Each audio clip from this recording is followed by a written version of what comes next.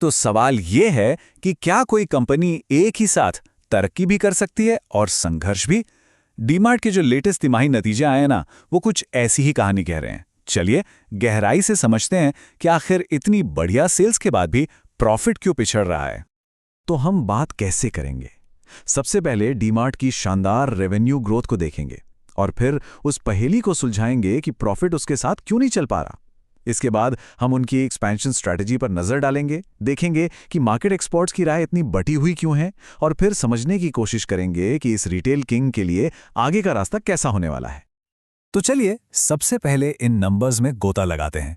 ऊपर ऊपर से तो सब शानदार दिखता है, लेकिन जैसे ही आप थोड़ा अंदर झांकते हैं, एक पूरी तरह से अलग तस्वीर सामने आने लगती है। सबसे पहले अच्छी खबर की बात करते हैं। डीमार्ट का रेवेन्यू साल दर साल 15.5% बढ़ा है। ये एक बहुत ही सॉलिड नंबर है और ये दिखाता है कि कस्टमर्स अब भी बड़ी संख्या में उनके स्टोर्स पर आ रहे हैं। लेकिन यहीं पर कहानी में एक ट्विस्ट आता है। रेवेन्यू में इतनी जबरदस्त ग्रोथ के बावजूद प्रॉफिट मुश्किल से सिर्फ 4% ही बढ़ पाया और बस यहीं से डीमार्ट की कहानी थोड़ी पेचीदा हो जाती है। और जब हम पिछली तिमाही से तुलना करते हैं तो मामला और भी सीरियस हो जाता है। रेवेन्यू ग्रोथ लगभग सपाट रही और मुनाफा वो तो असल में 11% नीचे चला गया। तो अब सबसे बड़ा सवाल यही है कि बिक्री से जो भी नया पैसा आ रहा है वो आखिर जा कहां रहा है। इस सवाल का जवाब ढूंढने के लिए कि पैसा कहां जा रहा है, हमें डीमार्ट के प्रॉफिट मार्जिन को समझना होगा और यहीं पर हमें असली दिक्कतें नजर आने लगती हैं। सीधे और सरल शब्दों में कहें तो डीमार्ट अब अपनी हर बिक्री पर पहले के मुकाबले कम पैसा बना रहा है। उनका जो एबिटा मार्जिन है, मतलब ऑपरेशन से होने वाले मुनाफे को नापने का एक तरीका, वो पिछले साल के 7.6% से घटकर अब 7.3% रह गया है। अब ये गिरावट सुनने में शायद छोटी लगे, लेकिन ये एक बड़ी अंडरलाइंग प्रॉब्लम की तरफ इशारा कर रही है। तो इस दबाव के पीछे की वजह क्या है? ये एक दो नहीं बल्कि कई चीज़ों का असर है। एक तो नए स्टोर खोलने में शुरू में बहुत पैसा लगता है, जिसे नेगेटिव ऑपरेटिंग लेवरेज कहते हैं। साथ ही क्विक कॉमर्स प्लेयर से जो तगड़ा कंपटीशन मिल रहा है, उसकी वजह से इन्हें कीमतें कम रखनी पड़ रही हैं। और ऊपर से इनके जो हाई मार्जिन वाले सामान हैं जैसे कपड़े, वो भी उम्मीद के मुताबिक नहीं बिक रहे। तो सब मिलाकर प्रॉफिट के लिए ये एक परफेक्ट स्टॉर्म जैसी सिचुएशन बन गई है। तो डीमार्ट इन चुनौतियों से निपट कैसे रहा है? उनकी स्ट्रैटेजी के दो मेन पिलर्स हैं, एक फिजिकल स्टोर्स का विस्तार और दूसरा डिजिटल दुनिया में एक शार्प फोकस।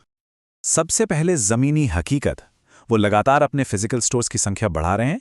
इस तिमाही में ही 8 नए स्टोर खोले और अब उनके कुल 432 स्टोर्स हो गए हैं।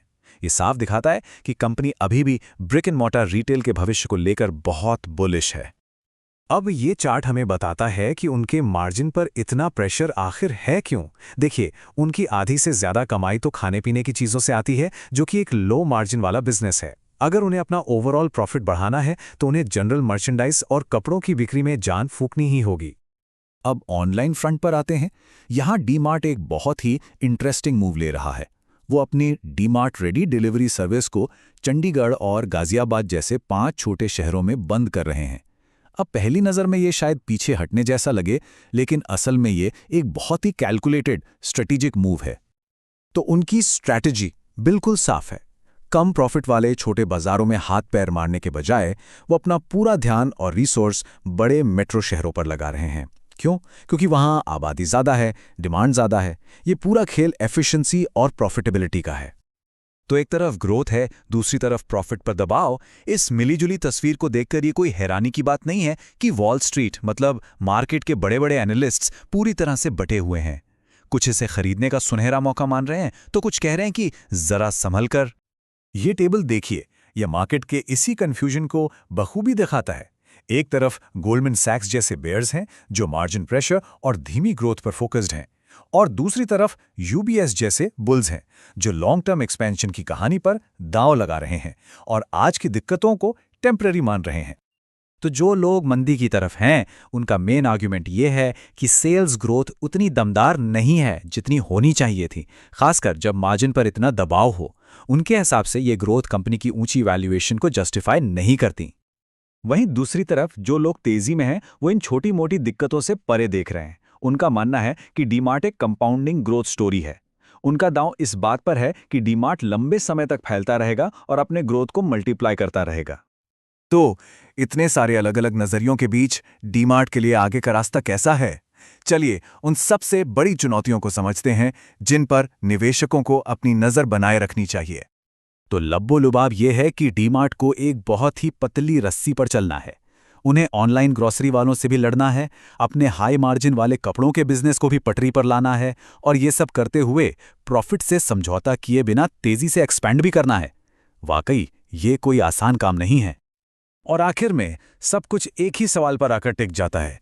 क्या डीमार्ट का जो वैल्यू फॉर मनी वाला बिजनेस मॉडल है वो आज के इस दौर में भी कामयाब हो सकता है? एक ऐसा दौर जहां कंपटीशन हर कोने पर है और सुविधा ही सब कुछ है। कंपनी के लिए अगली कुछ तिमाहियां बेहद अहम होने वाली हैं और तभी पता चलेगा कि क्या डीमार्ट ग्रोथ और प्रॉफिट दोनों की बाजी एक साथ जीत सकता है या नहीं।